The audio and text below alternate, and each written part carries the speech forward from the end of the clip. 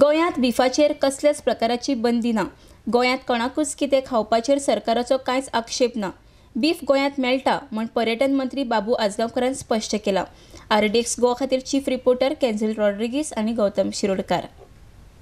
आता पळय इतले बिफाचो इशू जाला, इतले हिंगा येवन चॅनली बाला बीफ। अरे बीफ लिगली हांगा चलता, बीफ सगळ्यांक खावपाक मेळटा, कांय प्रॉब्लेम ना।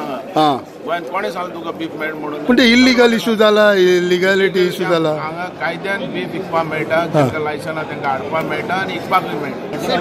गोंयांत तरी सुद्दां गोंयांत हो इशूच ना। So any tourism is affected on the beef issues? अरे बीफ मिल रहा है खाने को, कौन बोल रहा है मिल नहीं रहा है बोल के? अरे होटल में मिल रहा है, किधर नहीं मिल रहा है? गोवा में तुम्ही ऑफर काढल्या मेवता होना पळय खा सकता है, फिश करी खा सकता है, बीफ खा सकता है, मटन खा सकता है, सब। बाबू तुम्ही ऑफर काढल्या मेवता होना पळय तुम्ही ऑफर काढल्या मेवता होना पळय मेळटा रे। नाल टुरिझम आमकां सांगताले मेळना म्हणून।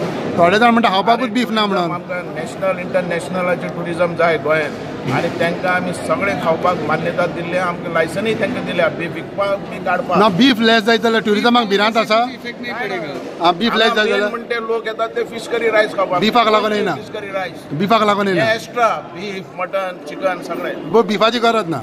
अरे बीफ जायच रे, बीफ हा सगळें जो खात ना कोण म्हणटलो, इफेक्ट नाही मेळटा न्ही, इफेक्ट नाही पडेगा।